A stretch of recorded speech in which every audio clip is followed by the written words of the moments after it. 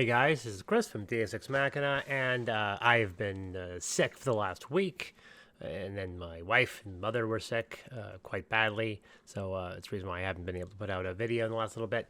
But there was a conversation of late regarding intellectual properties, franchises, recognizable franchises, and for me, my company we've never really tried to pursue an IP seriously. Like, we sent out feelers, but we've never been really 100%. And the reason why it kind of concerns just the complexities around it. Not, it costs money, but also most people who hold on to these IPs aren't willing to tolerate risk.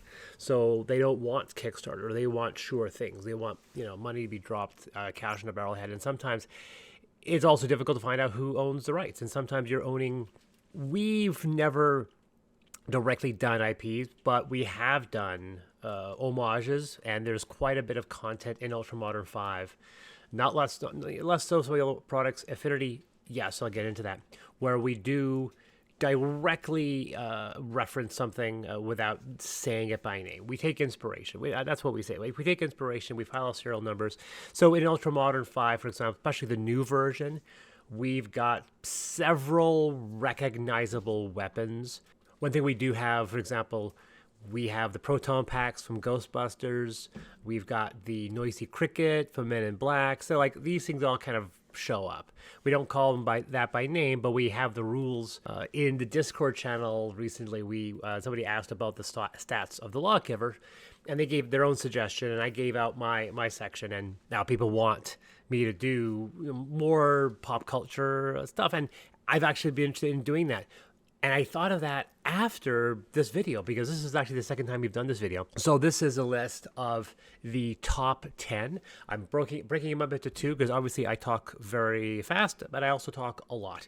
So this is 10 through 6, but we're also going to have the ones that didn't make the list, because I'll probably put more effort into the bottom 5. And maybe I'll bring up some of the ideas I've had regarding where I would, if I was going to do them, how would I do them.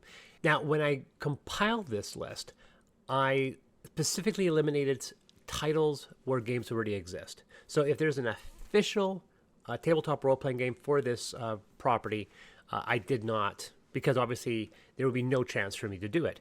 Even though I might have talked about it, I might have suggested or might have alluded that I wanted it. A good example of that is Ghost in the Shell. I have talked to length about Ghost in the Shell. It's my favorite anime. I own much of it. I have a lot of toys. I've read all the comics. And only a few months ago, a company announced that they had gotten the rights for a tabletop RPG. Not a 5e variation, mind you. It would have been neat to have a Ghost in the Shell 5e adaptation. It wouldn't be a huge reach. I've already done a homebrew D20 version of Ghost in the Shell. I did that way before I went legit. You can find. You used to be able to find it online. If you use the Wayback Machine, you can find it, and some people still talk about it today. But Ghost in the Shell does not make this list. The other disclaimer I will give out is that you're going to think, oh, he's going to select increasingly popular IPs, and that's not going to happen here. And the reason why is that I pick IPs because I find them interesting. I find that I can contribute something mechanically to them. It's not a popularity contest. That being said, some of them are very popular, but you may be really surprised with some of them. And because this is not a order of popular IP, this is not a order of my love of them. This is a order of my desire to contribute to this setting as a 5e game, and my belief that I can add something mechanically to that to create a unique setting. It isn't just me going, here's a setting, here's Ultramodern 5, go to it. I have to be able to create new content, new mechanics for it. And on top of that, if people watching this video feel want me to, I have been considering doing a pop culture series where I take IPs and we homebrew rules using Ultramodern 5 or 5e rules in general. If you guys want to see that, let me know. If you want it to be one of these titles I've mentioned, please put it in the comments. So after that huge preamble, let's talk about the short list. This did not make the top 10. And this will give you an example of some of the things to follow, because you may be a little surprised as to why in the world I would mention these titles. Once again, it's not a popularity contest, it's my desire. And in no particular order, let's go through this. First one is the movie Oblivion. This is the film with Tom Cruise. I think it's almost 10 years old now. I think it came out in 2014. It's a pretty entertaining film with some really noteworthy plot holes, but let's get beyond that. It's a post-apocalyptic setting, which is very popular for tabletop RPGs. It deals with an enemy that's robotic, which is very interesting. But from a visual standpoint, I think if I made a tabletop RPG from Oblivion, it would be a very breathtaking. I would make it very art-forward, and I'll talk about this in another video where I talk about my desire to create an art book RPG where the RPG elements are down-tuned and the lore and the visuals take a more foreground, much more dominant role. But I think Oblivion would be one of those. I would love to do an Oblivion. But that being said, mechanically, there wouldn't be that much to it. Outside of Ultramodern 5, you create the stats for the drones, and that's basically it. So there isn't much to it, which is the reason why it's on the short list. Next on the short list is Mortal Engines. Mortal Engines was obviously a based off a popular novel, but a bust of a movie, unfortunately. I didn't mind the movie. I thought it was entertaining. It's certainly not a time waster. Visually, it's marvelous. And so I would create rules for these roaming cities. I would probably try to tap to the book more to try to get more lore. But it seemed like an interesting idea. But that being said, in Mortal Engines, there's, at least in the movie, there's only one predator city, and that's London. All the other ones kind of run and hide. So it's one of those interesting ideas, but I don't know if there's enough content to justify it. Next up is Dark City. This is an old film. This is a cult classic. I know a lot of people love it. It's one of my favorite films of all time. I know Roger Ebert absolutely adored it, named it the best film of the year. It came out, but there's no doubt it's almost 25 years old now. Wow. But Dark City it has tuning, the altering of reality, the noir setting. It's got a lot of things going for it. And the reason why I would not do an adaptation is the fact that part of it is based off of the idea of one person waking up and gaining superpowers. When you're dealing with a tabletop RPG, more often than not, you have a group of characters, so it would break the lore of the setting. If I were to do something like Dark City, I would create a postulated future where they're still on this, they're still in the city. I won't give out spoilers if you haven't seen it. And it's many, many, many years later, and several other people have started to wake up with powers. That would be the only thing I can think of. Next up on the list is a film called Vesper. This is a film that very few people probably seen. You probably hearing it for the first time and thinking, what is he talking about? This is the post-apocalyptic biopunk film that came out about 2.5 years ago. I saw it, I think, last year. I actually have reached out to the writer-director about that movie, asking if they were interested. They didn't answer me, unfortunately. Some people, they weren't the easiest person to get a hold of, so I don't even know if they even got a message. But I thought it would be a very interesting idea to make a Vesper setting because of the biopunk, post-apocalyptic aspects. There's a lot of potential to develop. I think there's a lot more lore in it than I think people realize. And I think it'd be really interesting. And the reason why I'm not is because I have not a similar setting, but I have a project called Dream of the Tempest, where it's not similar, but I feel like I would be walking over a certain similar genre. So I figured I'd much rather do something original. Additionally to that one, there's another film called Prospect. This is a great movie. A few more people might have heard of it than Vesper, just because Prospect stars a certain actor. I don't know if you've heard of him, called Pedro Pascal. Yeah, so this was a film Pedro did. Now, he was already pretty popular. He'd already done Game of Thrones, but this is before I think this might have been even during Mandalorian. I think he had done Mandalorian, but obviously he hadn't done Last of Us at this point. But this one's about 4 years old now. It's interesting, the weapons from Prospect I have actually included. If you have Affinity Taurus, the weapons from Prospect do make an appearance. They're called throwers, and I do believe they're called throwers in Prospect as well. And I call them there's three of them.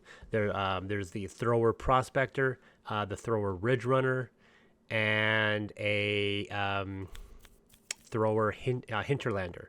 And the Throw Hunter, there's actually a few of them. Oh, there's 5. There's actually the frontiersman in heavy weapons. So there's actually 5 of them. In the movie, I think there's only 2, a rifle and a pistol. That's about it. But the idea that it was a kind of really rudimentary railgun, a very, very basic railgun. So I thought because it was rudimentary, I was going to put it into Taurus as a steampunk variation. So yeah, I've already played with Prospects weapons, but that was something I did. And finally in the short list, we have Battle Los Angeles, which is a goofy sci-fi military action film. Once again, I think it's at least 10 years old now. Battle LA deals with an alien invasion in Los Angeles. They come for our water for some reason. Black Hawk Down with aliens. It tries to create that militaristic approach. There's so much potential. I mean, the aliens are very cool. They're biomechanical. They have these really neat spacecraft that kind of have almost a low tech or high tech at the same time. Now, once again, one of the reasons why this is on a short list is because I kind of already played with this whole thing. There's an adventure that's included with the first Ultramodern that you can buy separately, called Invasion Proxy. So after all of that, let's talk about the short list. Number 10. Hitting it right out of the gate with a video game. Like some of these aren't movies, some of these are video games, and this one's Titanfall. I never played Titanfall 1, but I played Titanfall 2 maybe 4 or 5 times. So I've also gone and done a lot of video research, so I know quite a bit about Titanfall setting. You've got this, but once again, the important thing is that you have the Titans. You have mecha. Obviously, I've messed with mecha, so this is not going to be a huge stretch. Taking the mecha from Titanfall and converting them using the rule parameters that I've already defined in Affinity, Taurus, and Ultramodern 5. They've all played around with the same rules.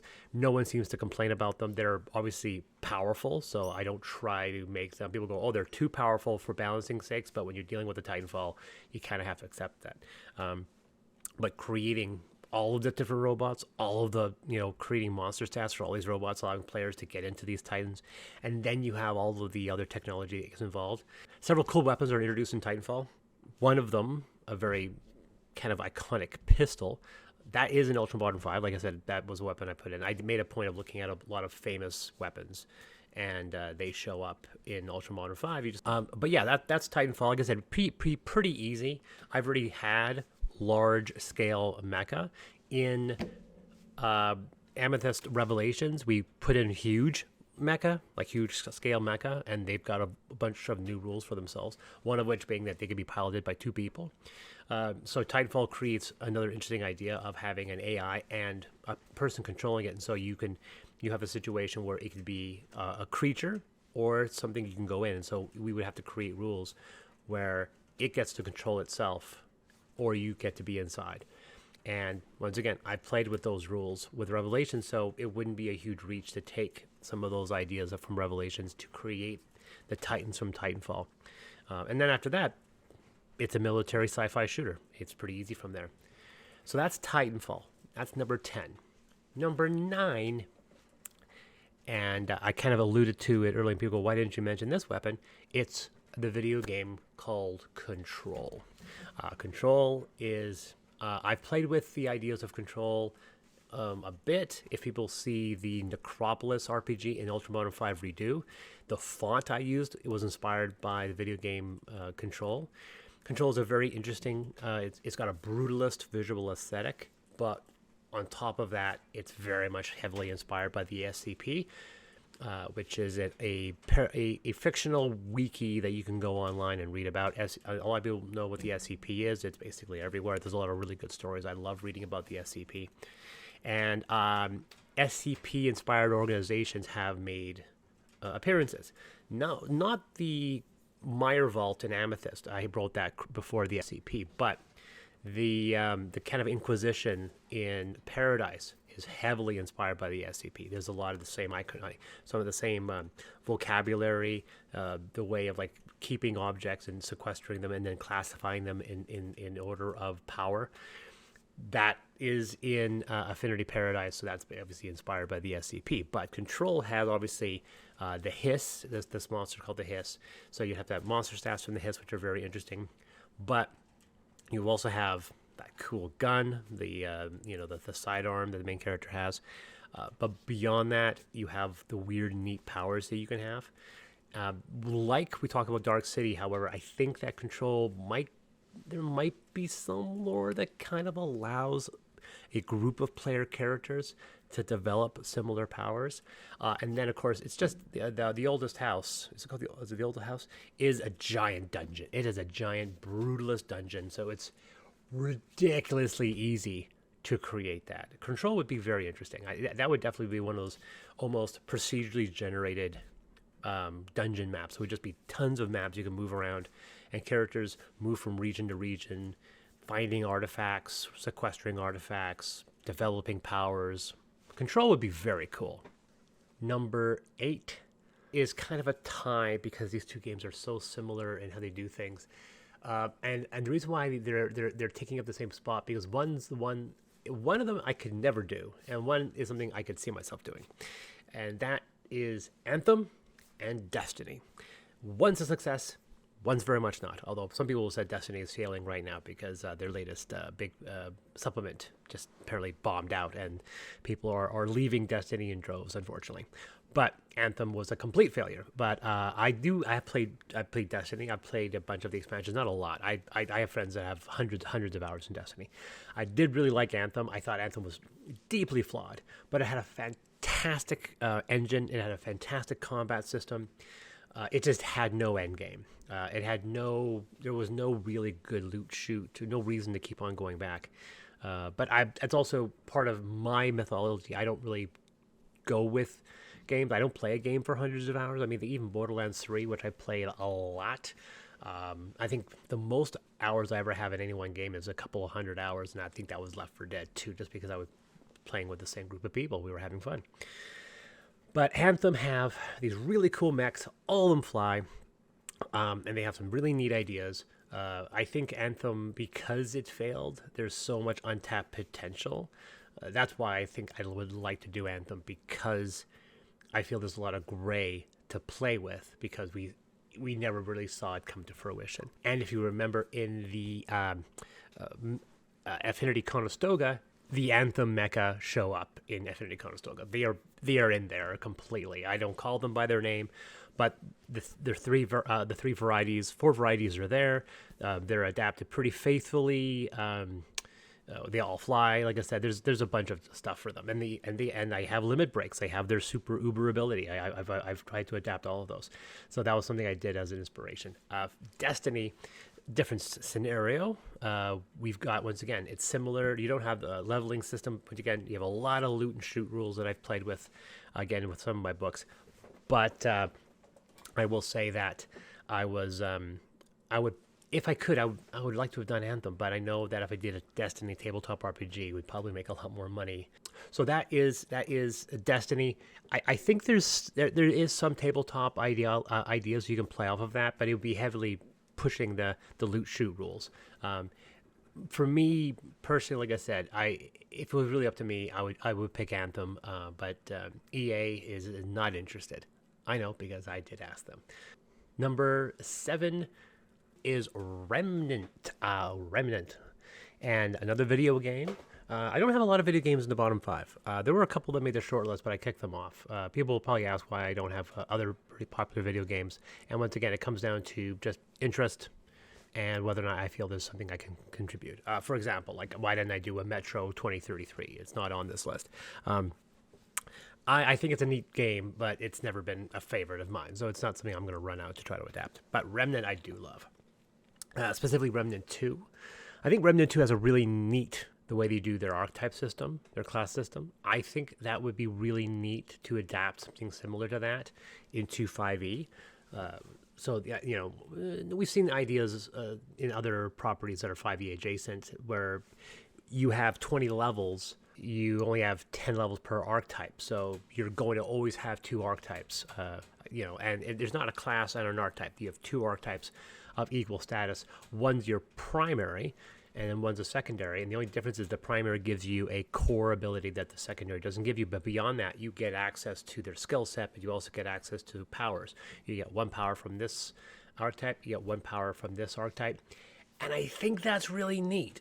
I think that's something that could be adapted into a 5e setting. So even if I don't say adapt Remnant specifically, I think that there's a really neat mechanic to adapt that into a tabletop role-playing system. You got the cool guns, which themselves have 10 levels, so you can level up the guns, which is a neat idea. I really like the concept of loot shoot, but I've already adapted loot shoot mechanics into a few things. I got some loot shoot stuff in Ultramodern 5. I have heavy loot shoot stuff. Quite literally, I have looter shooter rules in Conestoga. Conestoga adapts 3 or 4 different video games. Remnant's not one of them. But yeah, I really, really like the way Remnant. You got a lot of monsters in Remnant, so you got to play with a lot of cool monsters, a lot of big bosses, which would also be very, very interesting. Obviously, we don't have the reflex of aiming, shooting out that we see with a third or first person shooter, but you still have these really cool power sets. So Remnant 2 would be really cool. I wouldn't say Remnant 2, I would just say Remnant, but I would probably take the combat and leveling progression system from Remnant 2. I just think it's interesting. I can see myself playing around with that setup. I think that would be really, really neat. So that's Remnant 2.